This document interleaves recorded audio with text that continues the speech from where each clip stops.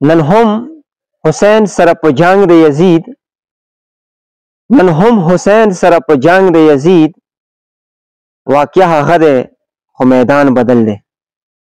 ملګرو کور مې درسره مخاطب یم، امید لرم تاسو به ټول روغ جوړ وئ. خبرو آغاز کې د دې شعر ویللو غرض مې دا و چې حسین، یزید او کربلا. حسین او یزید د دوو شخصیاتو نومونه نه دي او کربلا د یوې مخصوصې خطې نوم نه دی. حسین او یزید د دوو کردارونو، خصلتونو، خویونو نومونه دي او کربلا د یوې هغې جغرافیایي نما دی، هغې خطې نما دی چې د هغې استحصال کیږي، یا د وسایلو استحصال کیږي، یا ثقافتي استحصال کیږي، یا د استحصال ډېر ګڼ اړخونه دي، مختلف حوالې سره د هغه استحصال کیږي. همداسې یزید د یوه فرد نما نه دی، یزید د یوه خوی نما دی، خصلت نما دی، کردار نما دی.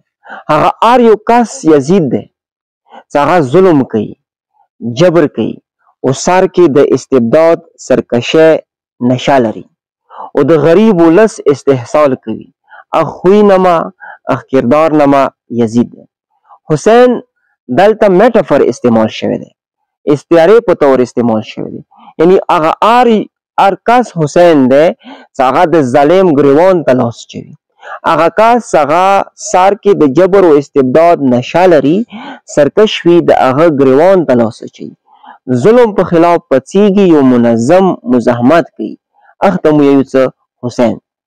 اوس راځو خپلو ګریوانو کې سترګې غړو چې آیا ایما کوم خصلتونه دي؟ ایما هغه خصلتونه دي چې هغه حسین سره مخصوص دي، یا زه د هغو خصلتو مالک یم چې هغه یزید سره مخصوص دي. که چیرې یو انسان کې یا یو سیستم کې هغه خصلتونه وي د ظلم، د جبر، بربریات او استحصال چې هغه یزید سره مخصوص دي، هغه نظام چې کومه دی هغه د یزیدي نظام دی. هغه کس یزید دی، که هغه هر څوک ویلي نه وي، که هغه کوم فریق، کوم مسلک او کوم خاندان کې ویلي نه وي، او هغه هر یو کس چې هغه ظلم په خلاف، جبر په خلاف، استبداد په خلاف پڅون کوي، مزاحمت کوي، د ظالم ګریوان ته لاس اچولو توان لري، هغه څوک ویلی نه دی. که دا خصلتونه ورکې دي، هغه کوم بیکګراوند لري، کوم خاندان سره تعلق دی، کوم مسلک فریق سره تعلق دی، هغه حسین دی. نو به رڅو ټول خلک به خپل ګریوان کې سترګې غړو، آیا زه د کومو خصلتو مالک یم؟ زه د یزید صاف کې یم که زه د حسین صاف کې یم؟ نو ښه ژوند درته غواړو. والسلام.